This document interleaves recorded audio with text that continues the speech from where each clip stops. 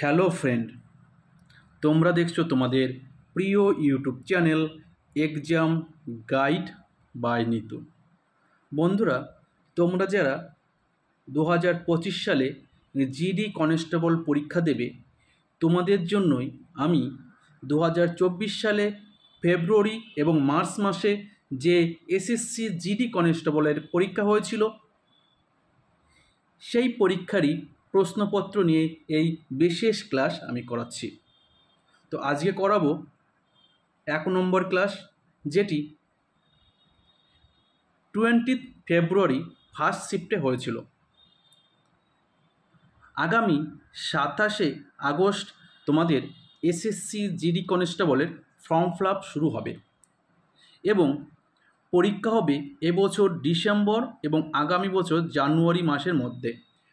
তো 2024 সালের ডিসেম্বর এবং 2025 সালের জানুয়ারি মাসে কিন্তু তোমাদের পরীক্ষাটা হবে।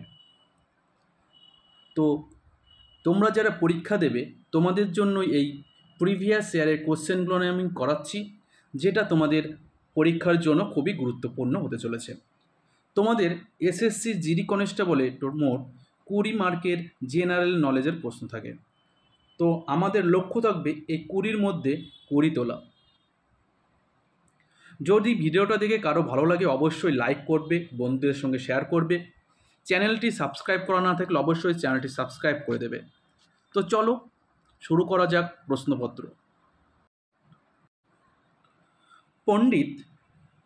পণ্ডিত বিরজু মহারাজ ছিলেন একজন ভারতীয় নৃত্যশিল্পী, সুরকার, গায়ক এবং ভারতের ড্যাশ কালকা বিন্দাদিন কত্থক নৃত্য ঘরানার উদ্যোক্তা। বিরজু মহারাজ, যিনি একজন কত্থক নৃত্যশিল্পী। কত্থক ভারতের উত্তরপ্রদেশের একটি শাস্ত্রীয় নৃত্য। তো তিনি কোথাকার কালকা বিন্দাদিন ঘরানার এই উদ্যোক্তা? তো তিনি লখনৌয়ের। ভারতের লখনৌয়ের কালকা বিন্দাদিন কত্থক নৃত্য ঘরানার উদ্যোক্তা এই পণ্ডিত বিরজু মহারাজ। পরবর্তী প্রশ্ন, কে সত্যশোধক সমাজের প্রতিষ্ঠাতা ছিলেন? কে সত্যশোধক সমাজের প্রতিষ্ঠাতা ছিলেন? তো সঠিক উত্তর হবে জ্যোতিরাও ফুলে। জ্যোতিরাও ফুলে এই সত্যশোধক সমাজ প্রতিষ্ঠা করেছিলেন। তিনি 1873 সালে মহারাষ্ট্রের পুনেতে এই সত্যশোধক সমাজ প্রতিষ্ঠা করেন। জ্যোতিরাও ফুলের একটি লেখা বই গুলামগিরি, এটা খুবই আছে পরীক্ষায়। গুলামগিরি কার লেখা? তো জ্যোতিরাও ফুলে লেখা এই গুলামগিরি। কোন রাজ্যের মুখ্যমন্ত্রীকে 2023 সালের মে মাসে ভয়মুক্ত রাজ্যের জন্য ভারতরত্ন ডক্টর আম্বেদকর পুরস্কার দেওয়া হয়? তো ডক্টর আম্বেদকর পুরস্কার 2023 সালে কে পেয়েছিলেন? ডক্টর আম্বেদকর, যিনি ভারতরত্ন পুরস্কার পেয়েছিলেন, যাকে ভারতের সংবিধানের জনক বলা হয়, তো তার নাম অনুসারে এই পুরস্কারটি তো 2023 সালে কে পেয়েছিলেন? তো উত্তরপ্রদেশের মুখ্যমন্ত্রী। তো উত্তরপ্রদেশের মুখ্যমন্ত্রী যোগী আদিত্যনাথ। যোগী আদিত্যনাথ উত্তরপ্রদেশের মুখ্যমন্ত্রী, যিনি 2023 সালে ভারতরত্ন ডক্টর আম্বেদকর পুরস্কার পেয়েছেন। ভারতের পরিকল্পনা কমিশনের জায়গায় 2015 সালে কোন প্রতিষ্ঠান প্রতিষ্ঠিত হয়েছিল? তো নীতি আয়োগ। নীতি আয়োগ 2015 সালে 1 জানুয়ারি থেকে প্রতিষ্ঠিত হয়েছিল। কিসের জায়গায়? এই পরিকল্পনা কমিশনের জায়গায়। এই নাবার্ড প্রতিষ্ঠিত হয়েছিল 1982 সালে। সেবি 1988 সালে প্রতিষ্ঠিত হয়েছিল এবং আরবিআই প্রতিষ্ঠিত হয়েছিল 1935 সালে। ঠিক আছে। পরবর্তী প্রশ্ন, মহিলা সংরক্ষণ বিল 2023 অনুযায়ী লোকসভা এবং রাজ্য বিধানসভায় মহিলাদের জন্য সংরক্ষিত আসন রয়েছে কত আসন রয়েছে? তো 2023 মহিলা সংরক্ষণ বিল অনুযায়ী লোকসভা এবং রাজ্য বিধানসভায় মহিলাদের জন্য 1/3 আসন রয়েছে। তো 1/3 আসন রয়েছে, ঠিক আছে। তো 3 জনের মধ্যে কিন্তু একজন মহিলা থাকতে হবে, ঠিক আছে। 3 জনের মধ্যে একজন মহিলা, 1/3 কিন্তু মহিলা।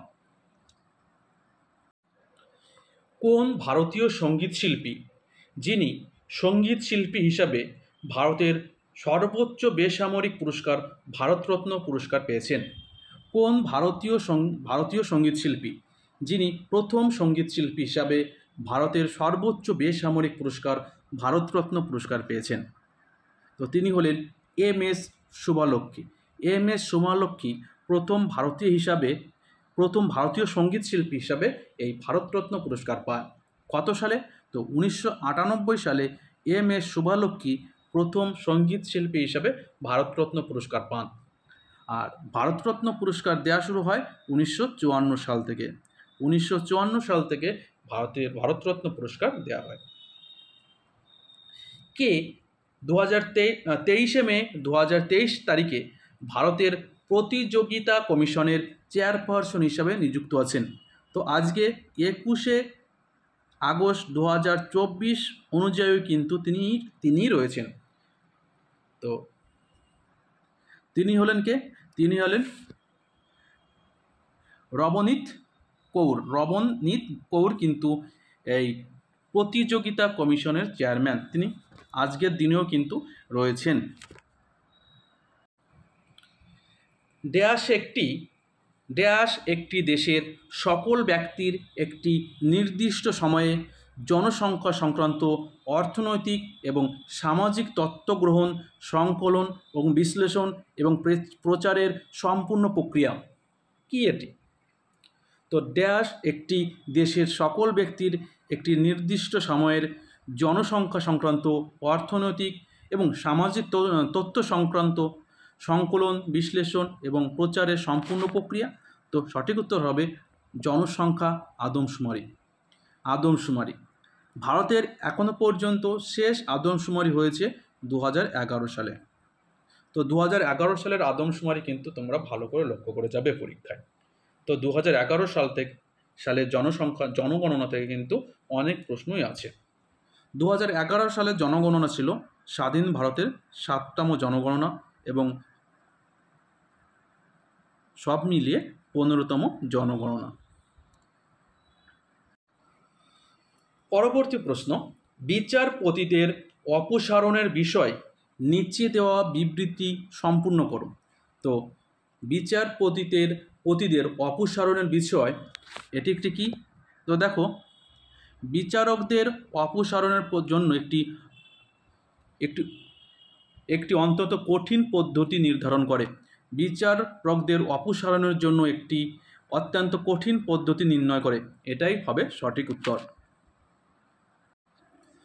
ব্যাডমিন্টন সম্পর্কিত নিম্নলিখিত বিবৃতিগুলোর মধ্যে কোনটি সঠিক?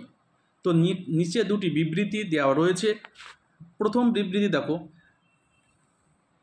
ব্যাডমিন্টন খেলা শুরু এবং যখন স্কোর সমান হয় তখন সার্ভার যে সার্ভ করে বাম সার্ভিস কোর্ট থেকে পরিবেশন করে। তো দেখো, সার্ভার কিন্তু প্রথম যে সার্ভ করে, দেখো কোর্টের ডান সাইড থেকে কিন্তু সার্ভ করে। তোমরা যারা ব্যাডমিন্টন খেলো দেখো, সার্ভ কিন্তু প্রথমে কিন্তু ডান দিক থেকে করে। তো এটা কিন্তু হচ্ছে না। সার্ভার এবং রিসিভার সর্বদা বিপরীত পরিষেবা কোর্টে দাঁড়িয়ে থাকে, তবে একই দিকে। দেখো, বিপরীত দিক থাকে কিন্তু একই দিকে থাকে, তো এরকম থাকে, তাই তো। সোজাসুজি থাকে না, কিন্তু বিপরীত দিকে কিন্তু সোজাসুজি থাকে না, থাকে এরকমভাবে। তো এটা হচ্ছে না। তো সঠিক উত্তর হবে 1 বা 2, কোনোটি সঠিক উত্তর নয়, ঠিক আছে।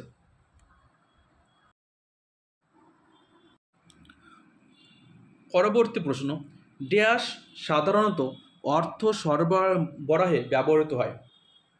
কোন মানি সাধারণত অর্থ সরবরাহে ব্যবহৃত হয়? তো সঠিক উত্তর M3, যা কি অর্থ সরবরাহে ব্যবহৃত হয়। M3কে বলা হয় ব্রড মানি, ঠিক আছে, বা বৃহত্তর অর্থ, ঠিক আছে, বৃহত্তর অর্থ বা ব্রড মানি। M3কে বলা হয় বৃহত্তর অর্থ বা ব্রড মানি।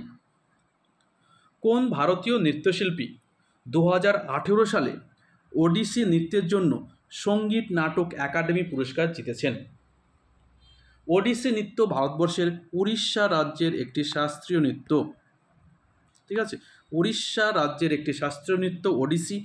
এই ওডিসি নৃত্যের জন্য 2018 সালে কে সঙ্গীত নাটক একাডেমি পুরস্কার পেয়েছেন? তো তিনি হলেন স্বরূপা সেন।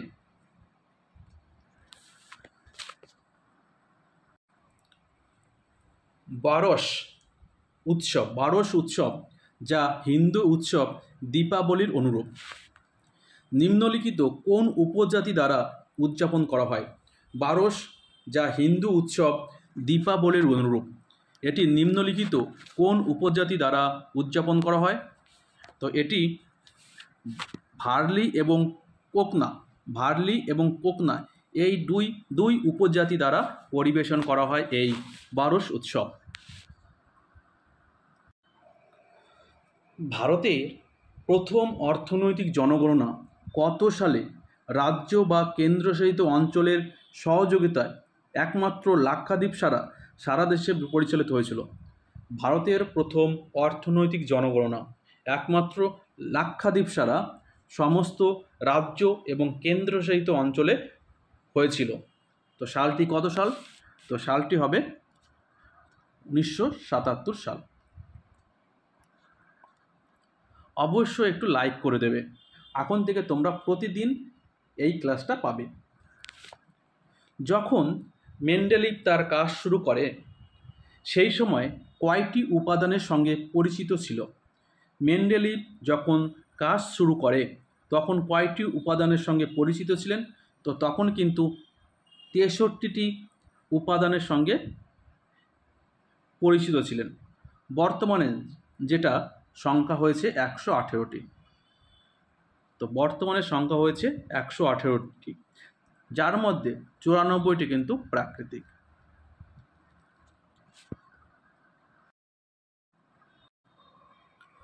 ভারতীয় সংবিধানের 4(a) অংশ অনুসারে যিনি একজন পিতামাতা বা অভিভাবক তার দায়িত্ব রয়েছে তার সন্তানকে শিক্ষার সুযোগ প্রদান করা, যেমনটি হতে পারে ড্যাশ বয়সের মধ্যে। দেখো 4(a) বা 51(a) এখানে বলা রয়েছে মৌলিক কর্তব্য। বর্তমানে মৌলিক কর্তব্যের সংখ্যা 11টি। তো এখানে বলা রয়েছে যিনি একজন পিতামাতা বা অভিভাবক তার দায়িত্ব রয়েছে কত থেকে কত বছর পর্যন্ত শিশুদের বাধ্যতামূলক শিক্ষাদান? তো 6 থেকে 14। তো 6 থেকে 14 বছর যে শিক্ষাদান সেটা 86তম সংবিধান সংশোধনের মাধ্যমে 2002 সালে ভারতীয় সংবিধানে অন্তর্ভুক্ত হয়েছিল এবং এটি একটি মৌলিক কর্তব্যের মধ্যে পড়ে। অ্যাথলেটিক্সে ল্যাপ বিশ্ব চ্যাম্পিয়নশিপ একটি সম্পূর্ণ পেশাদার প্রতিযোগিতা পরিণত হয়েছে কত সালে? ল্যাপ দ্য সম্পূর্ণ নাম international amateur athletics federation. International amateur athletics federation এই ল্যাপের সম্পূর্ণ নাম। তো ল্যাপ বিশ্ব চ্যাম্পিয়নশিপের সম্পূর্ণ পেশাদার প্রতিযোগিতায় পরিণত হয়েছে কত সালে? তো 1997 সালে এটি সম্পূর্ণভাবে আন্তর্জাতিক পেশাদার প্রতিযোগিতায় পরিণত হয়েছে। ডিজিটাল কমার্সের জন্য ওপেন নেটওয়ার্ক ড্যাশ দ্বারা একটি উদ্যোগ। ডিজিটাল কমার্সের জন্য ওপেন নেটওয়ার্ক, তো এটি একটি শিল্প ও অভ্যন্তরীণ বাণিজ্যের প্রচার বিভাগ। শিল্প এবং অভ্যন্তরীণ বাণিজ্যের প্রচার বিভাগ। ভারতীয় উপমহাদেশে পরিচিত লেখার প্রাচীনতম রূপটির নাম কি? ভারতীয় উপমহাদেশে পরিচিত লেখার প্রাচীনতম রূপটি কি? তো প্রাচীনতম রূপটি হচ্ছে সিন্ধু লিপি। সিন্ধু লিপি ভারতীয় উপমহাদেশের পরিচিত লেখার প্রাচীনতম রূপ। শেষ প্রশ্ন, রঙ্গস্বামী কাপ কোন খেলার সঙ্গে জড়িত? রঙ্গস্বামী কাপ, তো রঙ্গস্বামী কাপটি হকি খেলার সঙ্গে যুক্ত। হকি খেলায় প্রতিটি দলে 11 জন করে খেলোয়াড় অংশগ্রহণ করে এবং সময় থাকে 60 মিনিট। ঠিক আছে, 60 মিনিট কিন্তু সময়। তো বন্ধুরা, ভিডিওটা এই পর্যন্তই, এখনকার মতোই এই পর্যন্তই। আবার দেখা হবে আগামী পর্বে। ততক্ষণ ভালো থাকবে, সুস্থ থাকবে। ধন্যবাদ।